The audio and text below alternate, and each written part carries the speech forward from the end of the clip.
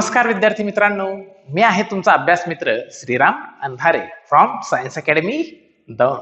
चला आत्मविश्वासातून यशाकडे. मित्र हो, आजच्या व्हिडिओ लेक्चरमध्ये आपण इयत्ता 12वी फिजिक्सचा जो पहिला चॅप्टर आहे रोटेशनल डायनामिक्स याचा पुढील भाग अभ्यासणार आहोत. मित्र हो, मागील भागामध्ये आपण सर्क्युलर मोशन म्हणजे काय आणि सर्क्युलर मोशनचे दोन टाइप्स युनिफॉर्म सर्क्युलर मोशन आणि नॉन युनिफॉर्म सर्क्युलर मोशन याचा अभ्यास केला. ओके, तर मित्र हो, आज आपण याचाच पुढील भाग म्हणजे सर्क्युलर मोशनच्या डिटेल्स अभ्यासणार आहोत. तर करूयात आपली सुरुवात रेडियस वेक्टर पासून. मित्र हो, रेडियस वेक्टर हा एक असा वेक्टर असतो की जो वेक्टर सर्कलच्या सेंटर पासून तो पार्टिकलच्या पोझिशन पर्यंत ड्रॉ केलेला असतो. मित्र हो, या रेडियस वेक्टरच्या डिटेल्स मी तुम्हाला आकृती काढून समजावून देतोय. चला तर करूया सुरुवात रेडियस वेक्टरला. तर मित्र हो, आज आपण जो पहिला पॉइंट शिकतोय पॉइंटचं नाव आहे रेडियस वेक्टर. ओके मित्रांनो, आपण केवळ बोर्ड परीक्षाच नाही तर MST-CET, JEE, नीट आणि इतर कुठच्याही कॉम्पिटिटिव्ह एक्झामसाठी अतिशय डिटेल्ड मध्ये चॅप्टरचा अभ्यास करत आहोत. तर या डिटेल्स तुम्हाला इतर ठिकाणी मिळतील किंवा मिळणार नाहीत, परंतु आपण सायन्स अकॅडमीचे विद्यार्थी आहात त्यामुळं सर्व डिटेल्स तुम्हाला इथं मिळणारच. तर सुरुवात करतोय रेडियस वेक्टरला.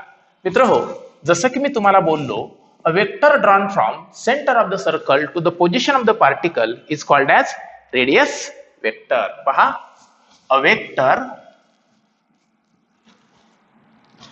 drawn from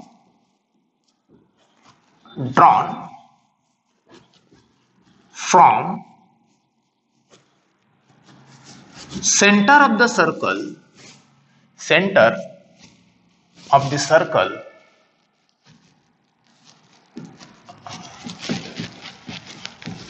to the position of the particle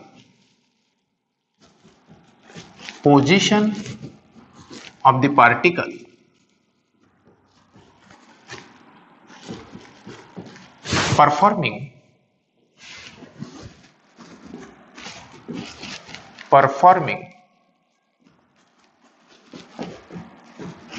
circular motion is called as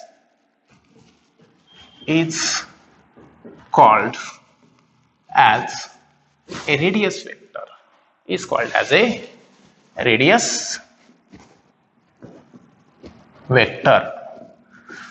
okay मित्रांनो, तुम्हाला सुरुवातीला याची एक फिगर ड्रॉ करून दाखवतो म्हणजे तुमच्या जॉमेट्रिकलीही लक्षात येईल की नेमका रेडियस वेक्टर काय असतो ते. मित्र हो, कन्सिडर करूया एक पार्टिकल आहे, तो पार्टिकल सर्क्युलर मोशन परफॉर्म करतोय. ओके, काय परफॉर्म करतोय? Circular motion. आणि सर्क्युलर मोशन परफॉर्म करत असणाऱ्या पार्टिकलला जर आपण सर्कलच्या सेंटर पासून ते पार्टिकलच्या पोझिशन पर्यंत जर एखाद्या वेक्टरने रिप्रेझेंट केलं तर त्याला आपण म्हणणार आहोत रेडियस वेक्टर. कन्सिडर करूया, सर्कलचा सेंटर O आहे आणि पार्टिकलची पोझिशन P आहे. ओके, तसेच हा जो पार्टिकल आहे हा पार्टिकल अँटी क्लॉकवाइज डायरेक्शन मध्ये रिव्हॉल्व होत आहे. Consider a particle is performing circular motion along the circumference of the circle having center at O and radius R. Okay मित्र हो, इथं जो वेक्टर OP आहे या वेक्टर OP ला आपण काय म्हणणार आहोत? Radius vector. काय म्हणणार आहोत? Radius vector. In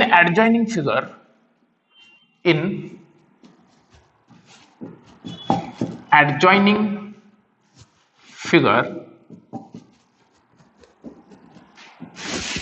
vector OP is a radius vector. Vector OP is a radius vector. Okay मित्र हो, रेडियस वेक्टर हा सर्कलची जी रेडियस आहे इतकं त्याचं मॅग्निट्यूड असतं. पहिला महत्वाचा मुद्दा, magnitude of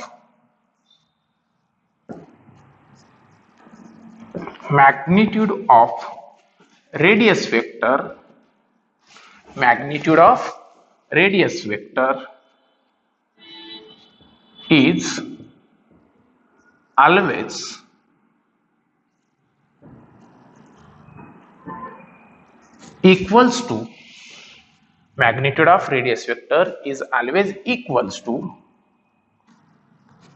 radius of a given vector. So we can say mod of OP equals to mod of vector R equals to R. याचा अर्थ असा की कुठच्याही एखाद्या रेडियस वेक्टरचं जे मॅग्निट्यूड असतं हे मॅग्निट्यूड त्या सर्कलच्या रेडियस इतकं असतं.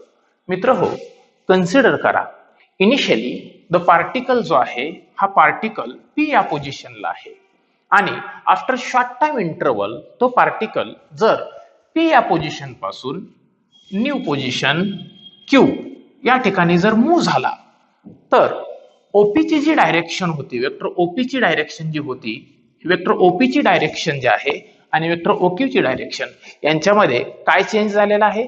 डायरेक्शनल चेंज झालेला आहे. याचा अर्थ असा की रेडियस वेक्टर हा सर्क्युलर मोशन परफॉर्म करत असताना त्याची डायरेक्शन चेंज करतो. Radius vector changes its direction continuously. Radius vector changes its direction continuously, but its magnitude remains same. Second point जो आहे तो आपण काय म्हणतोय? रेडियस वेक्टर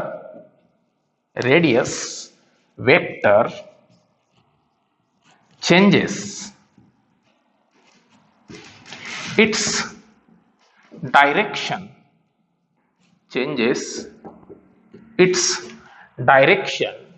continuously,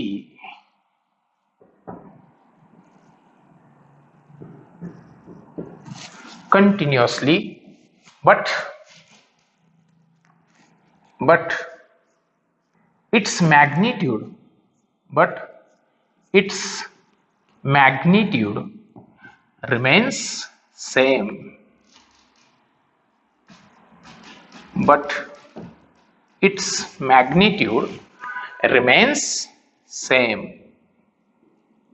ओके मित्र हो, रेडियस वेक्टर जो आहे त्याची डायरेक्शन चेंज करतो आणि त्याचं मॅग्निट्यूड सेम राहतं.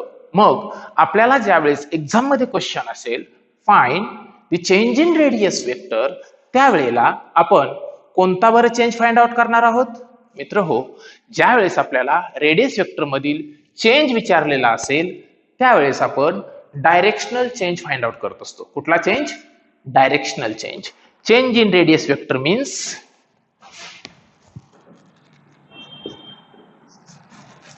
Change in radius vector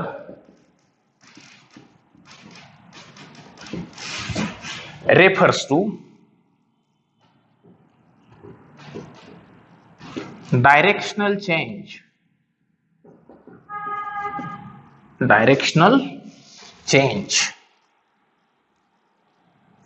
and it is always equals to, पहा इथं जर मी P या पोझिशन पासून रेडियस वेक्टर Q या पोझिशनला मूव्ह झाला असं जर कन्सिडर केलं तर मित्र हो, इथं जो चेंज इन रेडियस वेक्टर जो आहे हा चेंज इन वेक्टर म्हणजे quad PQ. Change in radius vector म्हणजे काय असणार आहे? Quad PQ. तर चेंज इन रेडियस वेक्टर हा नेहमी काय रेफर करतो? डायरेक्शनल चेंज रेफर करतो. आणि हा डायरेक्शनल चेंज कसा इतका असतो? It is always equals to chord between the radii or always equals to chord of the circle. Chord of the circle.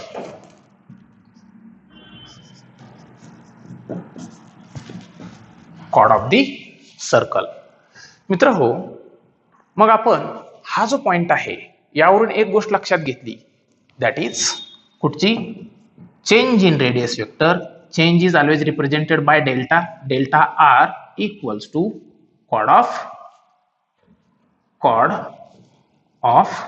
circle. Change in radius vector means chord of circle. Okay. आता मित्रांनो, हा जो change आहे हा नेमका किती असतो? chord of circle इथपर्यंत ठीक आहे, परंतु ह्या chordची लेंथ किती हे आता आपण पाहणार आहोत. मित्र हो, आता आपण कन्सिडर करूया की ओपी ने ओक्यूसी जो केलेला जो अँगल आहे हा अँगल आहे थीटा. ओके. अँगल किती आहे? थीटा. ओके. आणि आपल्याला क्वाड पीक्यू ची लेंथ फाइंड आउट करायची आहे. क्वाड पीक्यू ची लेंथ फाइंड आउट करायची आहे. तर मग क्वाड पीक्यू ची लेंथ फाइंड आउट करण्यासाठी आपण काय करायचं ते आता पाहूयात. सुरुवातीला मी काय करतो, तुम्हाला इथला हा जो पार्ट आहे हा इथं दुसऱ्या एका फिगरच्या माध्यमातून समजावून देतो. मित्र हो, इनिशियली पहा, सर्कलचं सेंटर जे आहे ते ओ आहे. ओके. पार्टिकलची ओरिजिनल पोझिशन ही पी आहे. कन्सिडर करा पी. पार्टिकल मूव्ह कुठं झालेला आहे? क्यू. ओके. आता जर मी क्वाड पी क्यू ला कनेक्ट करून घेतलं, ही आहे आपली क्वाड पी क्यू. ओके. आणि आपल्याला क्वाड पी क्यू ची लेंथ फाइंड आउट करायची आहे. जरा याला व्यवस्थितपणे ड्रॉ करतो जेणेकरून तुम्हाला ते प्रॉपर दिसेल.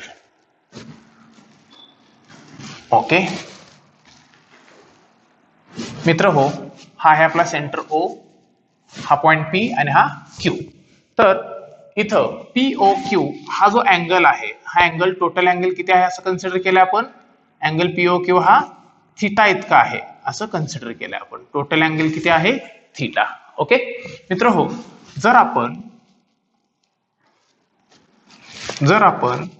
ओ वरून पीक्यू वरती जर परपेंडिक्युलर ड्रॉ केला, ओके, ओ वरून पीक्यू वरती जर परपेंडिक्युलर ड्रॉ केला, तर इथं हा जो परपेंडिक्युलर पीक्यू ला एम मध्ये बायसेक्ट करेल. काय करेल? बायसेक्ट. कारण a perpendicular drawn from center of the circle to the chord bisect the chord. A perpendicular drawn from center of the circle to the chord bisect the chord. त्यामुळं जेवढा PM असेल तेवढाच MQ असेल. जेवढा PM असेल तेवढा काय असेल? एमक्यू. म्हणजे या दोघांची लेंथ कशी असली पाहिजे? सेम असली पाहिजे. ओके. आपल्याला पीक्यू ची लेंथ फाइंड आउट करायची आहे. तर सुरुवातीला आपण ओपी हा रेडियस आहे त्यामुळे आर, ओक्यू देखील रेडियस आहे आर. दोघांच्या व्हॅल्यू किती आहेत? आर आर इतक्या. ओके. मी काय करतो, पीएम ची व्हॅल्यू आणि क्यूएम ची व्हॅल्यू ही सेम असणार आहे आणि तिला आपण एक्स कन्सिडर करूया. ओके.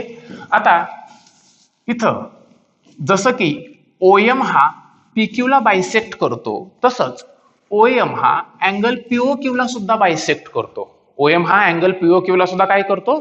बायसेक्ट करतो. म्हणजे अँगल पीओएम आणि अँगल क्यूओएम यांच्या व्हॅल्यूज ह्या सेम असल्या पाहिजेत आणि त्या किती असतील? थिटा बाय 2 इतक्या. कशा इतक्या असतील? थिटा बाय 2 इतक्या असतील. ओके. मग आपण जर त्या फिगरवरून जर क्यूएम किंवा पीएम ची व्हॅल्यू जर फाइंड आउट करायचा प्रयत्न केला तर आपण पाहू शकतो की एक्स जो आहे हा पीएम ची व्हॅल्यू आहे, क्यूएम ची व्हॅल्यू सुद्धा एक्स आहे आणि थिटा बाय 2 च्या ही अपोजिट साइड आहे. कसली साइड आहे? Opposite side. आणि म्हणून आपण म्हणताना डायरेक्टली म्हणू शकतो, from the geometry of the figure, from the geometry of the figure,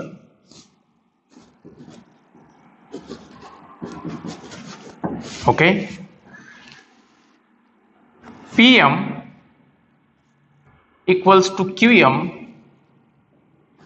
equals to x and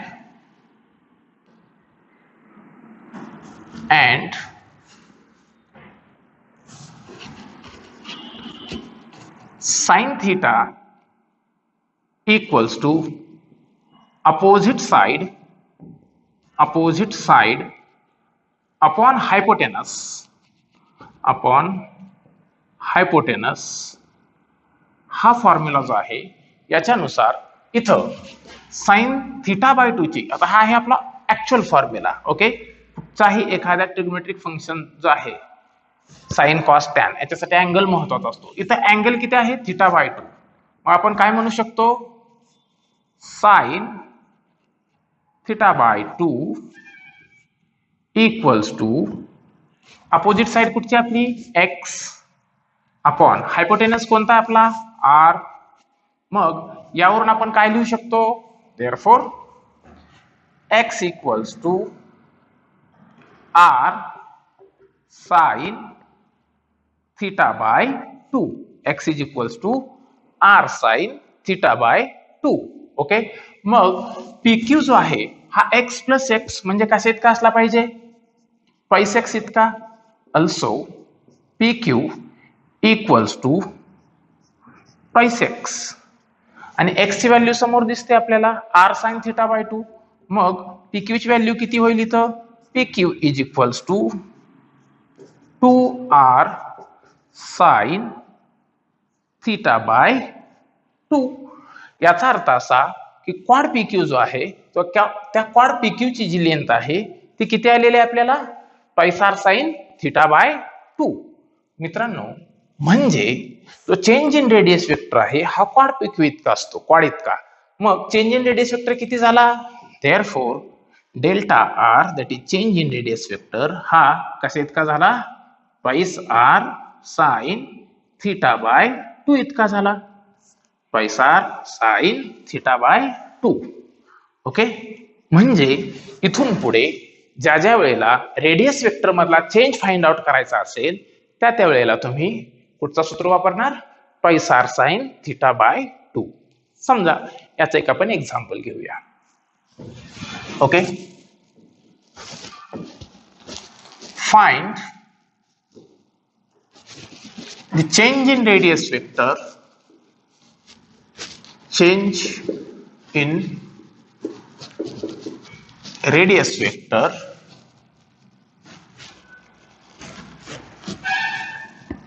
such that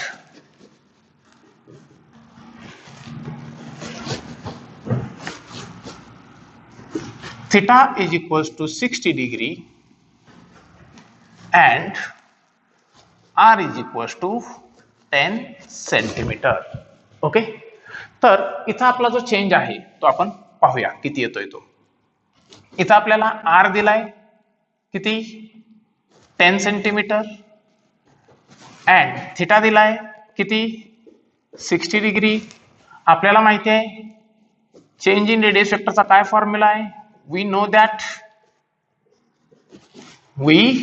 that change in radius vector is equals to twice r sine theta by 2.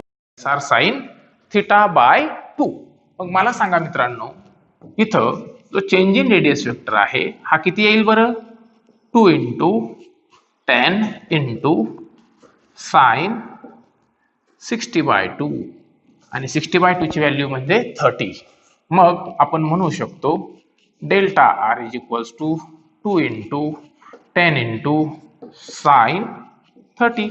Sign 30 ची value सर्वांना माहिती आहे किती असते? Half. मग delta r is equals to 2 into 10 into half. Half आणि हा 2 cancel. मग delta r is equals to 10 centimetre. Delta r किती आला आपला? 10 सेंटीमीटर. मित्र हो, यापुढे कधीही चेंज इन रेडियस वेक्टर जर फाइंड आउट करायचा असेल तर आपण कोणता फॉर्म्युला यूज करणार आहोत? Twice r sine theta by 2. Okay मित्र हो, रेडियस वेक्टर ही एक लेंथ असल्यामुळं हिचं जे SI युनिट आहे ते नेहमी काय असतं? Metre. SI unit of radius vector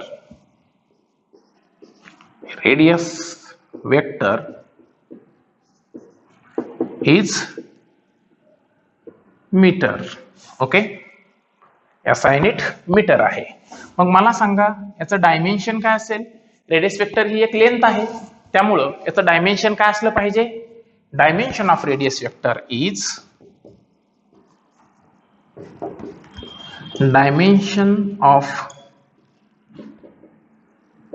radius vector is, आता ही लेंथ आहे, मास आणि टाइम जो आहे तो 0 होईल, म्हणजे काय येईल रे,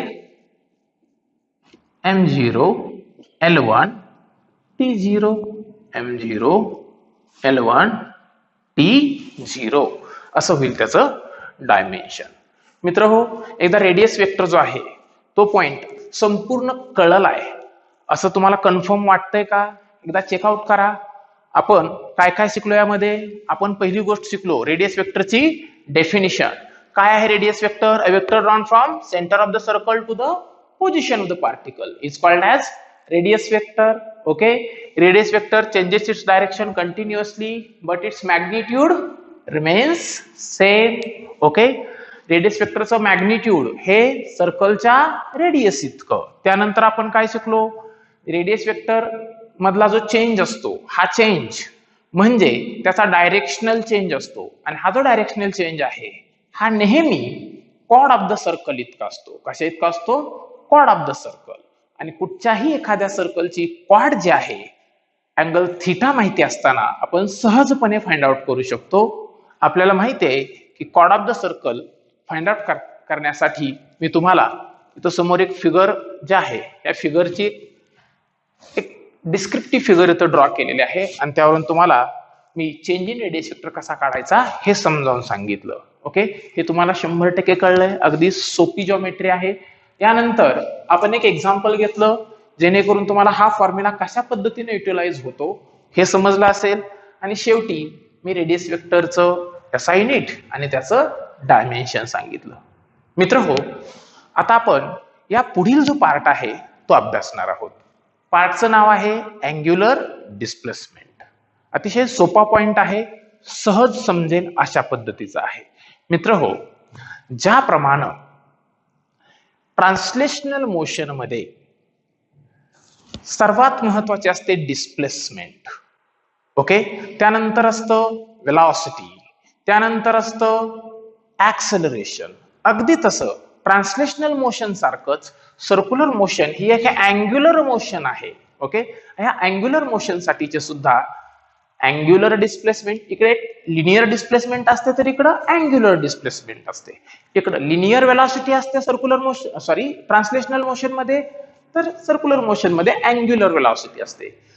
ट्रान्सलेशनल मोशन मध्ये लिनियर ऍक्सेलरेशन असतं, अगदी तसंच सर्क्युलर मोशन मध्ये अँग्युलर ऍक्सेलरेशन असतं. तर आपण हे तिन्ही जे पॉइंट्स आहेत हे आता आपण पाहून घेणार आहोत.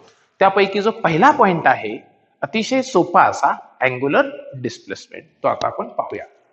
Angular displacement. Angular displacement. Okay मित्र हो,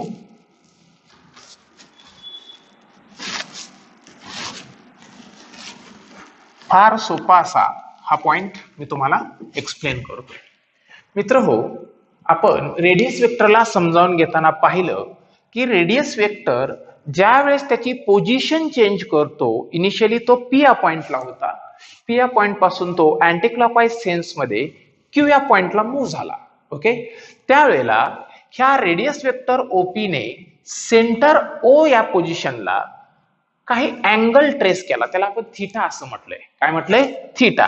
तर मित्र हो, इथं जो अँगल रेडियस वेक्टर ओपी ने ओके या पोझिशनला मूव्ह होताना जो अँगल ट्रेस केलेला आहे त्याला आपण म्हणतो angular displacement. An angle traced by radius vector at the center of the circle, an angle traced by radius vector at the center of the circle performing circular motion. An angle traced by an angle traced by radius vector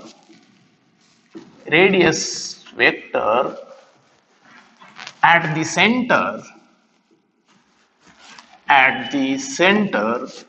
of the circle performing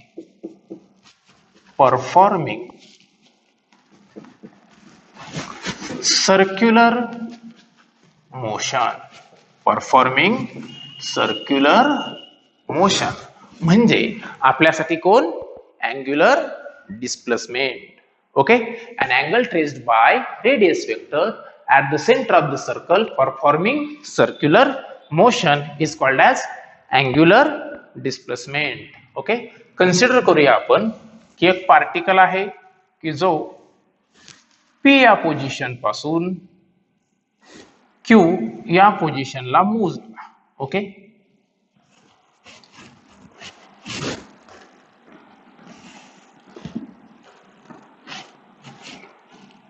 मित्र हो, initially particle P या पोझिशनला होता. Okay, तो after short time interval Q या पोझिशनला move झाला. Okay, त्यावेळेस त्याने सेंटरला जो अँगल ट्रेस केलेला असतो त्याला आपण अँग्युलर डिस्प्लेसमेंट म्हणतो.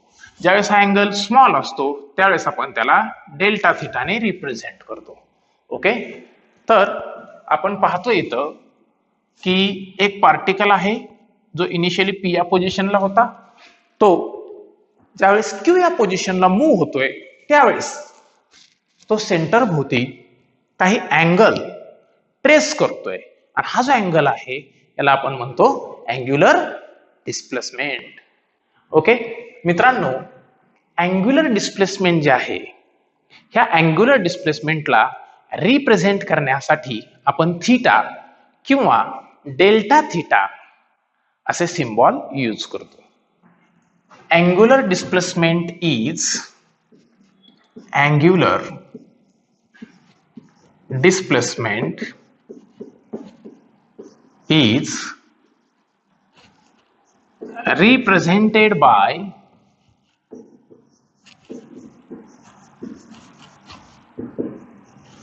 represented by theta or delta theta. Angular displacement is represented by theta or delta theta and given by, आणि अँग्युलर डिस्प्लेसमेंट साठीचा जो फॉर्म्युला असतो मित्रांनो, तो फॉर्म्युला कसा तयार होतो हे तुम्हाला मी सांगतो. मित्र हो, ज्या वेळेस रेडियस वेक्टरने ओपी ही जी पोझिशन आहे P या पोझिशन पासून तो ज्यावेळेस Q या पोझिशनला मूव्ह होतो त्यावेळेस त्यानं जो आर्क PQ जो आहे, ह्या आर्क PQ इथं त्याला आपण डेल्टा S ने रिप्रेझेंट करतोय. ओके, आर्क हा नेहमी S ने रिप्रेझेंट केला जातो. तर लेंथ ऑफ आर्क किती आहे आपला PQ. तर angular displacement is equals to length of an arc upon radius. Okay, angular displacement equals to angular displacement is equals to length of an arc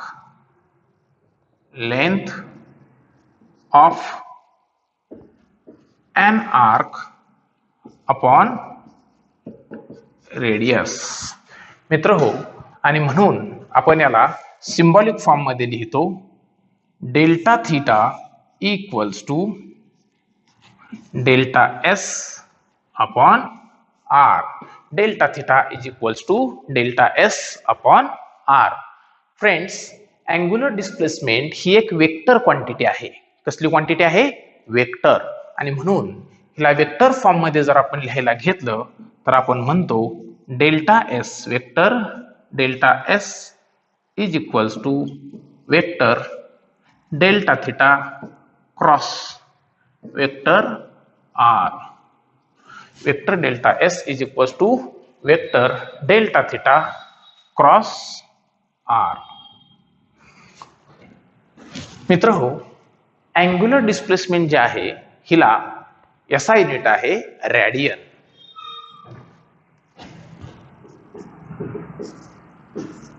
SI unit of angular displacement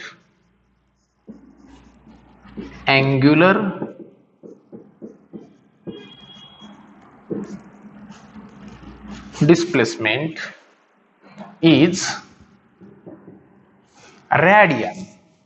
angular डिस्प्लेसमेंटचं SI unit कुठचं आहे? Radian. मित्रांनो, तुम्हाला माहिती आहे 1 radian is equals to 180 upon pi degrees. 1 radian is equals to 180 upon pi degrees.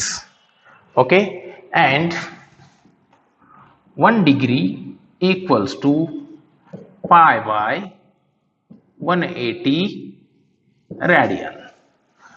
1 degree is equals to pi by 180 radian. Okay मित्र हो, ज्या वेळेस एखादा पार्टिकल हा एक कंप्लीट सर्कल इतकी अँग्युलर डिस्प्लेसमेंट करतो त्यावेळेस ती अँग्युलर डिस्प्लेसमेंट ही किती असते?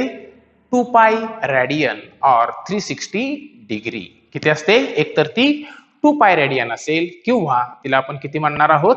360 डिग्री असं म्हणणार आहोत. मित्र हो, आपण तिसरा जो मुद्दा आहे तो असं सांगितलं, in one revolution angular displacement is equals to angular displacement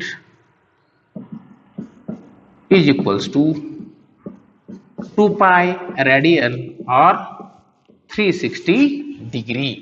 2 pi radian or 360 degree. जो नेक्स्ट पॉइंट आहे तो म्हणजे अँग्युलर डिस्प्लेसमेंट ही एक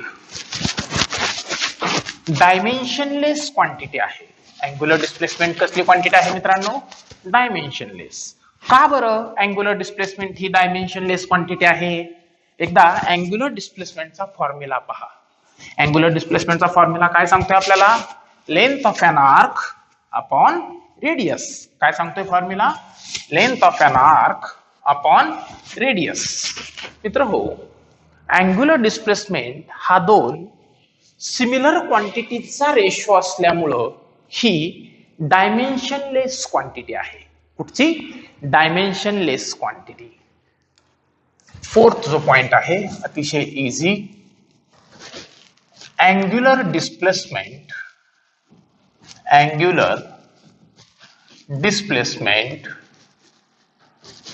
is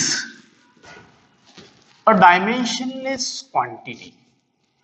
Angular displacement is a dimensionless quantity. Why? Since it is the ratio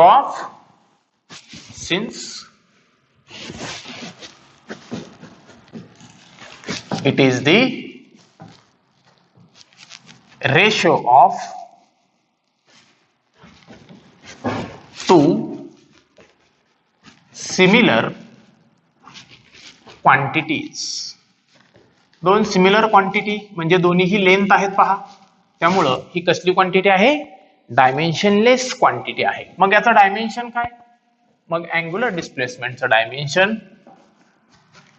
angular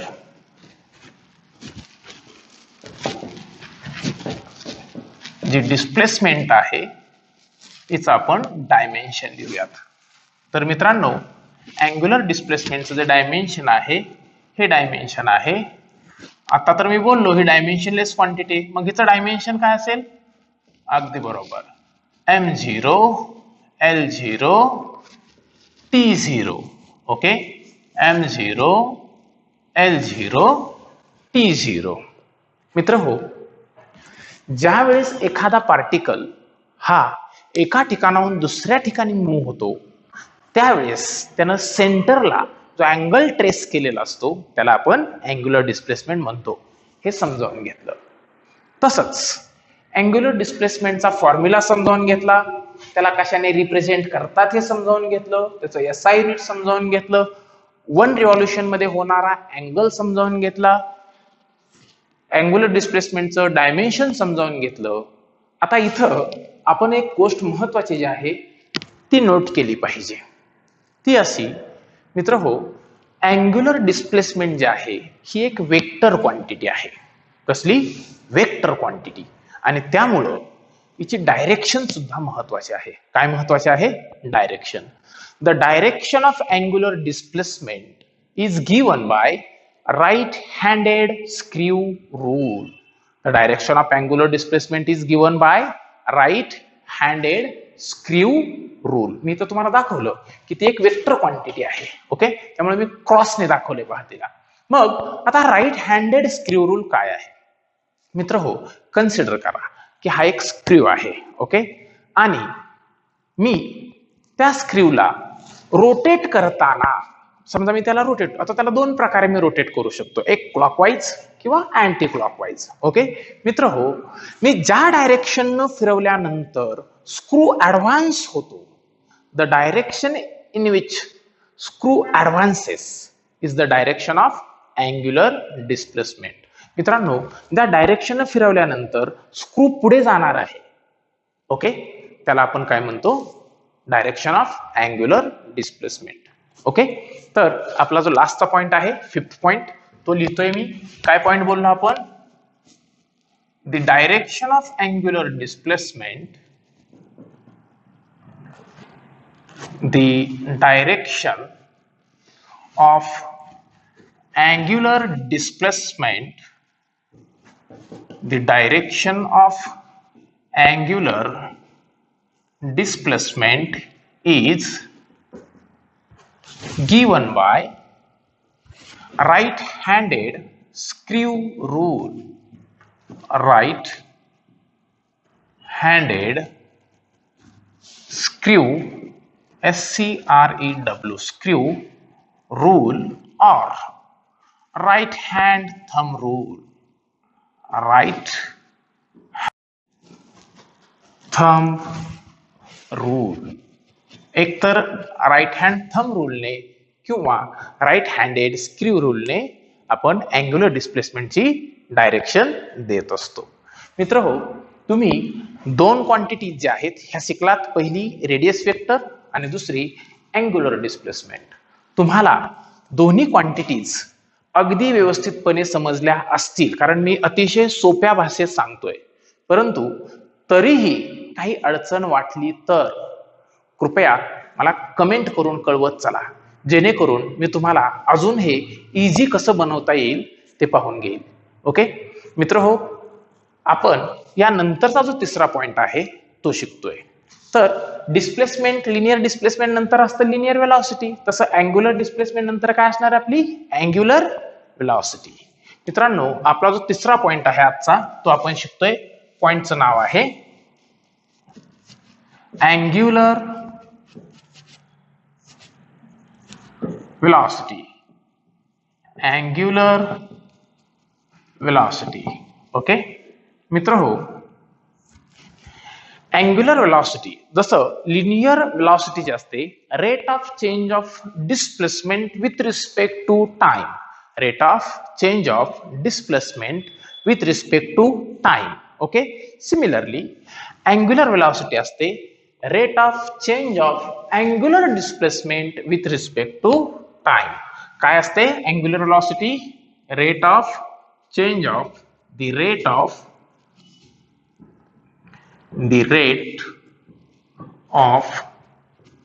change of angular velocity. The rate of change of angular velocity, the rate of change of angular displacement, the rate of change of angular displacement with respect to time, with respect to time is called is called as angular velocity. The rate of change of angular displacement with respect to time is called as angular velocity. The rate of change of angular displacement with respect to time is called as angular velocity. Okay मित्र हो, consider करूया की initially particle जो आहे, particle हा एका ठिकाणाहून दुसऱ्या ठिकाणी मूव्ह होतोय. ओके, आणि मूव्ह होताना त्यानं ज्या रेटने अँगल चेंज केला आहे त्या रेटचा जर आपण रेटचा टाइम जर घेतला, rate of change with respect to time, rate of change of angular displacement with respect to time. Okay, time ratio जर घेतला तर काय मिळते? अँग्युलर वेलॉसिटी मिळते. तर पाहूया आपण कशा पद्धतीनं ह्याला रिप्रेझेंट करता येईल. कन्सिडर करूया एक पार्टिकल सर्क्युलर मोशन परफॉर्म करतोय. ओके, ठीक आहे. तर इथं सर्कलचं सेंटर आहे O. इनिशियली पार्टिकल हा P या पोझिशनला होता, नंतर तो Q या पोझिशनला गेला. ओके, त्याच्यासाठी त्यानं काहीतरी टाइम घेतला आणि त्यावेळेस झालेला जो अँगल आहे तो आहे, कन्सिडर करूया θ1. बघा, अँगल POQ हा किती आहे? θ1. नंतर तो पार्टिकल Q या पोझिशन पासून नवीन पोझिशनला गेला आणि समजा ती पोझिशन आहे R. ओके, तर R या पोझिशनला गेल्यानंतर ज्यावेळेस पार्टिकल R या पोझिशनला जाईल, ओके, त्यावेळेला आता POQ साठी θ1 अँगल आहे आणि अँगल POR हा समजा तात्पुरता आपण कन्सिडर करूया θ2 आहे. किती आहे? POR हा θ2 आहे. तर इथं ह्या ज्या अँग्युलर व्हेलॉसिटीज असतील, इथं किती अँग्युलर व्हेलॉसिटीज पाहायला मिळतील आपल्याला? 2, कारण किती अँगल आहेत? 2, θ1 आणि θ2. पहिली अँग्युलर व्हेलॉसिटी समजा कन्सिडर करूया ω1. ओके, आणि जी दुसरी अँग्युलर व्हेलॉसिटी आहे ती कन्सिडर करूया ω2. तर मित्र हो, इथं पार्टिकल हा P पासून R ला मूव्ह झालाय. POQ जो अँगल आहे हा T एवढ्या वेळेमध्ये त्यानं काय केलेला आहे? ट्रेस केलेला आहे. आणि POR हा अँगल ट्रेस करण्यासाठी त्याला T2 एवढा टाइम कन्सिडर करा आणि त्यावेळेस झालेला अँगल आहे θ2. तर इथं आपली जी अँग्युलर वेलॉसिटी आहे हिचा फॉर्म्युला आपण पाहून घेऊया. Angular velocity is represented by angular velocity is, कशाने रिप्रेझेंट करतो मी? इथं दाखवले पहा, ओमेगाने. अँग्युलर वेलॉसिटी इज represented by omega or delta omega and given by, आणि अँग्युलर वेलॉसिटीला आपण कुठल्या फॉर्म्युलेने दाखवतो? and given by angular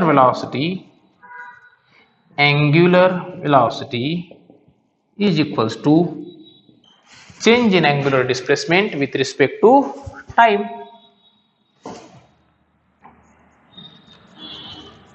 Change in angular displacement,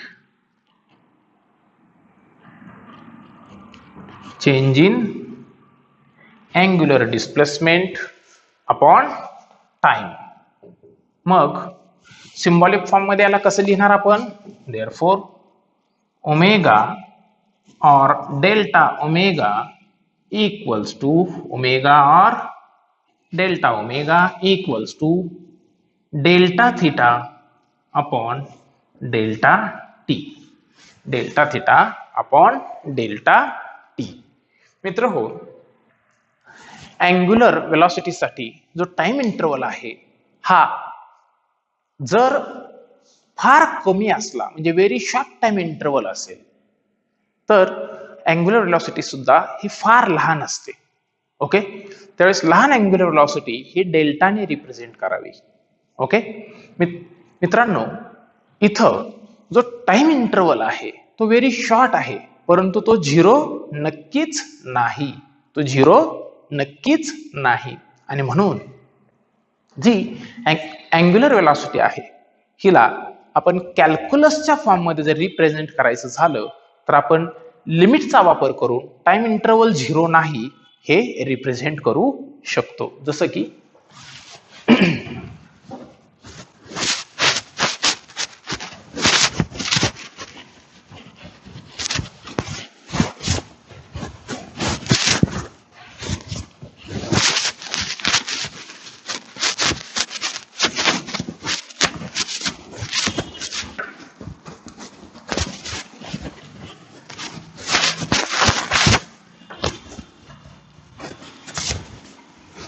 पहा, मी म्हटलं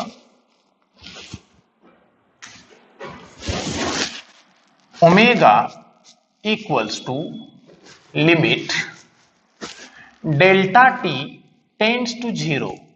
हे असं का रिप्रेझेंट करतो आपण असं दाखवण्यासाठी की time interval is very short but it is not equals to zero. म्हणजे इन्स्टंटेनियस अँग्युलर व्हेलॉसिटी जी आहे तिला रिप्रेझेंट करण्यासाठी आपल्याला डेल्टा टी चा वापर करावा लागतो. तर delta theta upon delta T, और you can simply write D theta upon D T.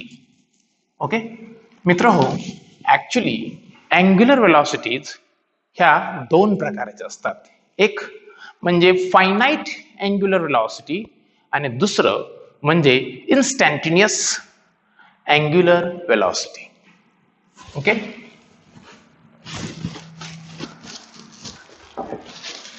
angular velocity may be of two types. Angular velocity may be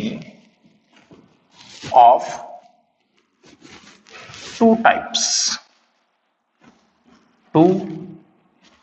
types. First one, finite angular velocity. Finite. And second one is instantaneous.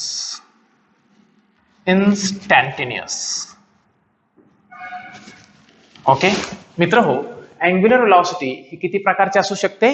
दोन प्रकारची. एक म्हणजे finite angular velocity आणि दुसरं instantaneous angular velocity. मित्रांनो, यापैकी पहिला जो टाइप आहे त्याला आपण सुरुवातीला समजावून घेऊ. Finite angular velocity.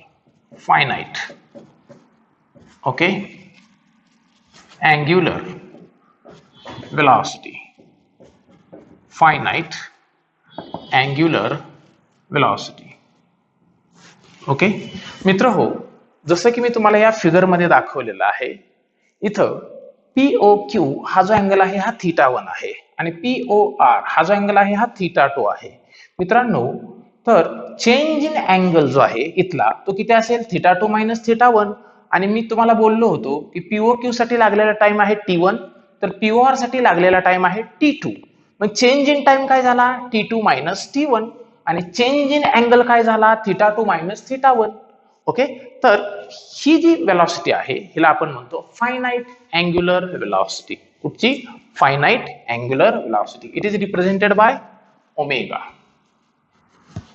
Finite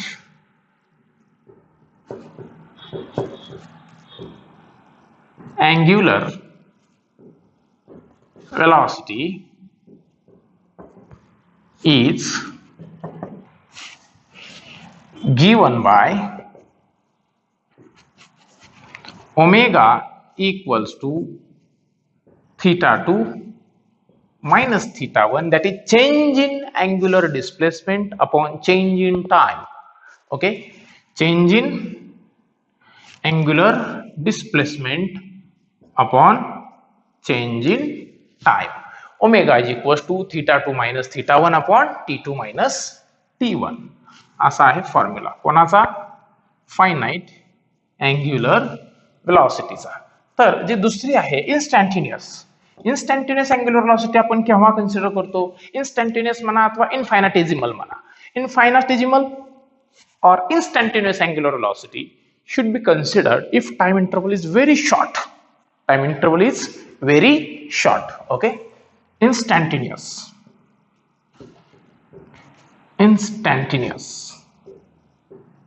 angular velocity.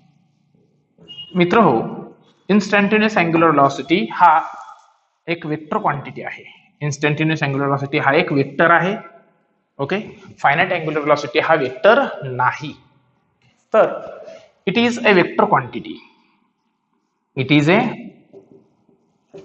Vector quantity. Vector quantity. Okay, हिला फाइंड आउट करण्यासाठी मी काही वेळापूर्वी बोललेलो, जसं की omega is equals to limit delta t tends to 0 delta theta upon delta t. Okay, आणि आपल्याला माहिती आहे ज्यावेळेस आपण लिमिट रिमूव्ह करतो त्यावेळेस डेल्टाचं कन्व्हर्जन हे डी मध्ये होतं. म्हणजे इथं आपण डेरिव्हेटिव्हचा विचार करणार आहोत. कशाचा? डेरिव्हेटिव्हचा. कन्सिडर करा की जो थीटा आहे म्हणजेच अँग्युलर डिस्प्लेसमेंट हा गिवन आहे. कन्सिडर करा, एक एक्झाम्पल घेतो म्हणजे तुमच्या लक्षात येईल. फाइंड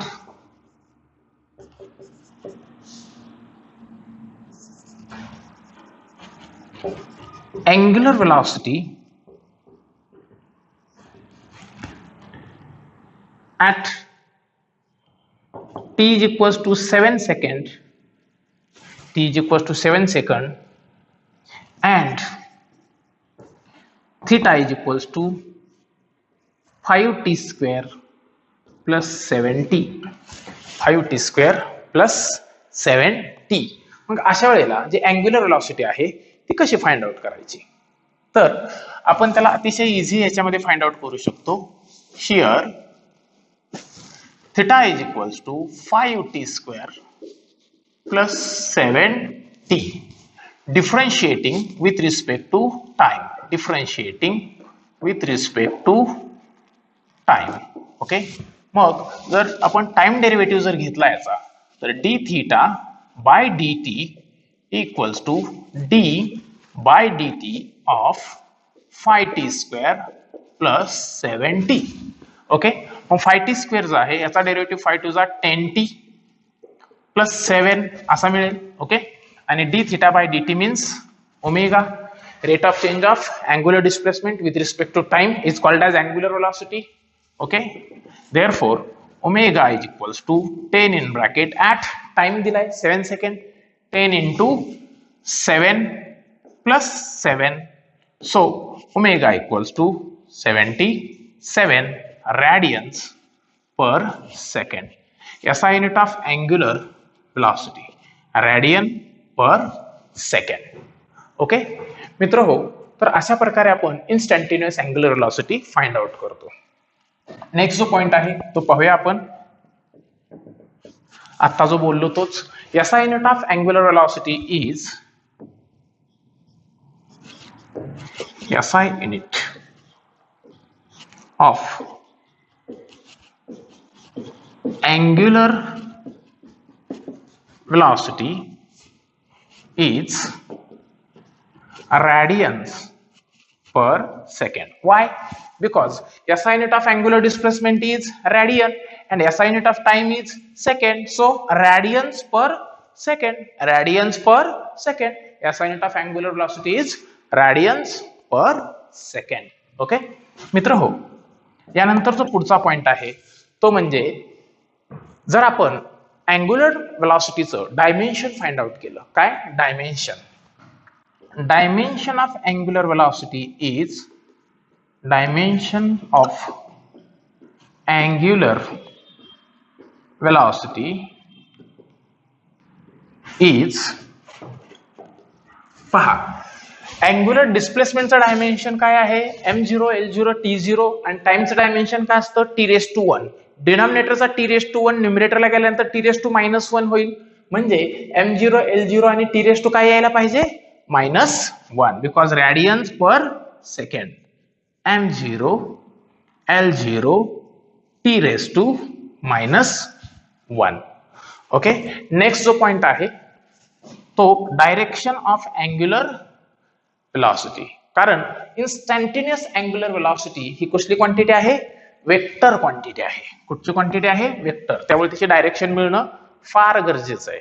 तर हिची जी डायरेक्शन आहे ती सुद्धा राईट हँडेड स्क्रू रूलने किंवा राईट हँड थंब रूलने मिळवली जाते.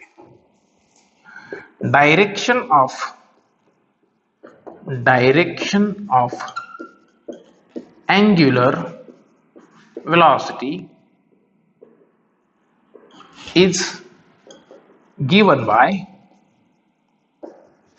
right handed screw rule. right handed screw rule.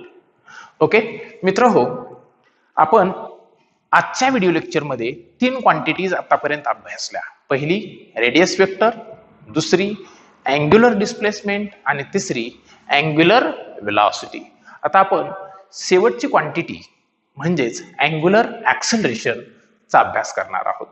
मित्र हो, अँग्युलर ऍक्सेलरेशन हे देखील लिनियर ऍक्सेलरेशन प्रमाणे आहे. मला सांगा लिनियर ऍक्सेलरेशन म्हणजे काय? तर linear acceleration is defined as the rate of change of linear velocity with respect to time. Rate of change of linear velocity which is called as linear acceleration. Similarly, इथं जे angular acceleration जे आहे मित्रांनो, हे angular acceleration हे define करताना आपण म्हणणार आहोत the rate of change of angular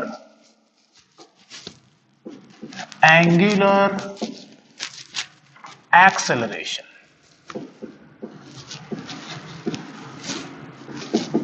इथं अँग्युलर ऍक्सेलरेशनला डिफाइन करताना आपण म्हणणार आहोत the rate of change of angular velocity with respect to time. The rate of change of angular velocity with respect to time. The rate of change of angular velocity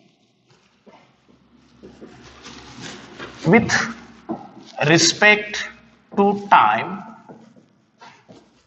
is called as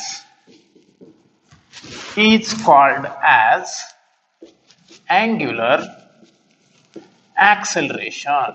Is called as angular acceleration.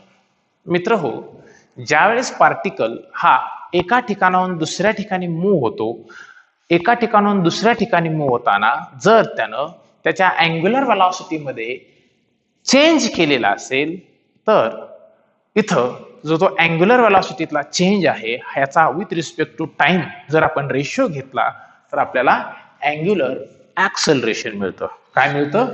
Angular acceleration. इथं पहा angular velocity ω1 आणि ω2 होती, तर change in angular velocity ω2 minus ω1 upon T2 minus T1. Change in angular velocity, change in angular velocity. Okay, consider करा particle जो आहे हा circular motion perform करतोय. Okay, P position, Q position, new position R, centre O, anti clockwise sense.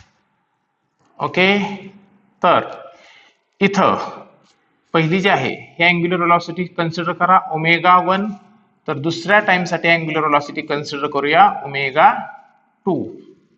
तर इथं हा जो change in angular velocity जो आहे, काय change in angular velocity with respect to time, याला आपण काय म्हणतो?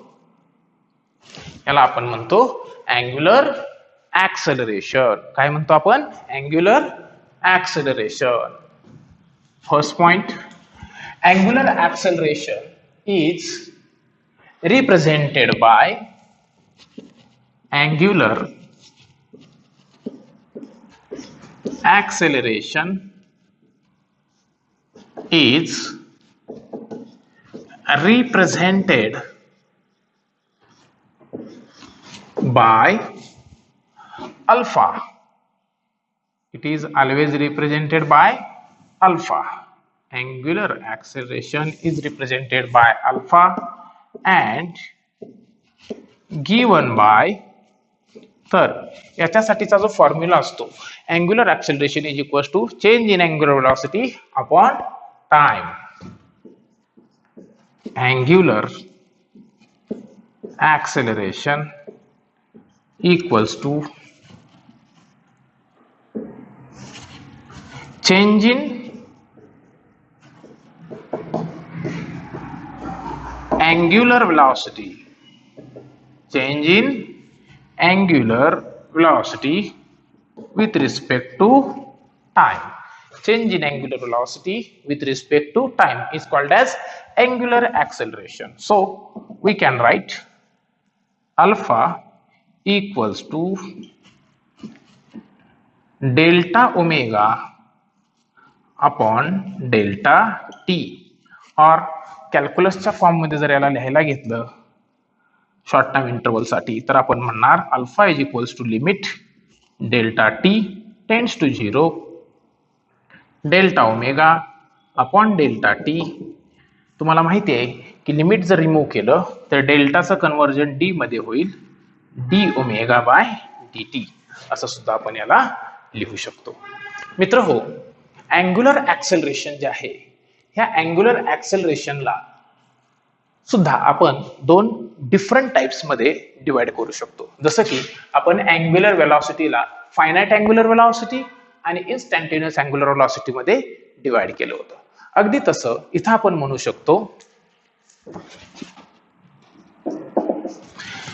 angular acceleration may be of two types: finite angular acceleration and instantaneous angular acceleration. Angular acceleration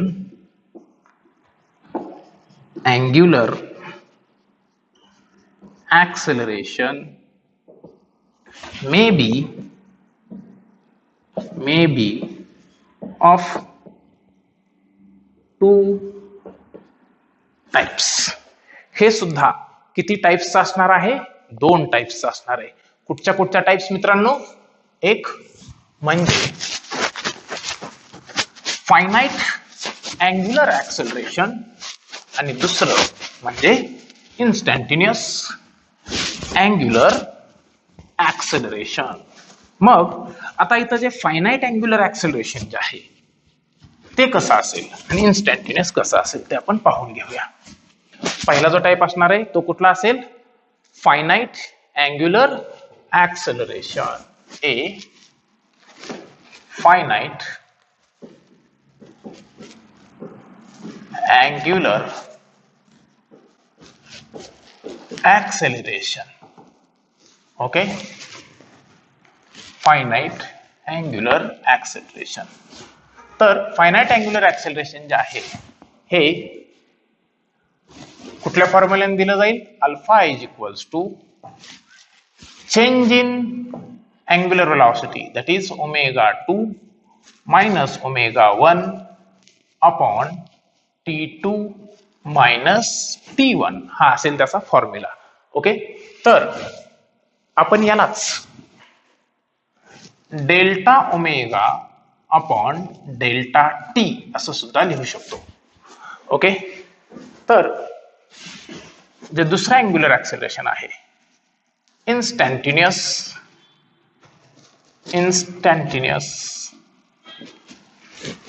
angular acceleration. Instantaneous angular acceleration. मित्रांनो, जसं आपण याला delta omega upon delta T लिहिलंय तसं ओमेगाला सुद्धा तुम्ही delta theta upon delta T असं लिहू शकता. याला सुद्धा कसं लिहू शकता? Delta theta upon delta T असं तुम्ही लिहू शकता. इन्स्टंटेनियस अँग्युलर ऍक्सेलरेशन हे जे आहे हे अल्फा इज इक्वल्स टू पुन्हा एकदा limit delta t tends to 0 delta omega upon delta t equals to d omega by d t, अशा पद्धतीने आपण त्याला फाइंड आउट करू शकतो. मित्र हो, जर याच्या एसआय युनिट कडे आपण गेलो तर अँग्युलर ऍक्सेलरेशनचं जे एसआय युनिट आहे पहा, नेक्स्ट जो पॉइंट आहे आपला, फर्स्ट वन, सेकंड वन झाला हा, third one.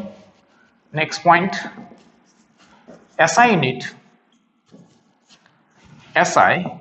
Unit of angular acceleration is radians per second square. radians per second square. मग याचं डायमेन्शन कसं होईल सांगा बरं, काय होईल रे, चेंज फक्त पॉवर 1 ने इन्क्रीज होईल म्हणजे -2 होईल. Dimension of angular acceleration is m0 L0 t raised to -2. Instantaneous angular acceleration is a vector quantity and its direction is given by direction of angular acceleration is given by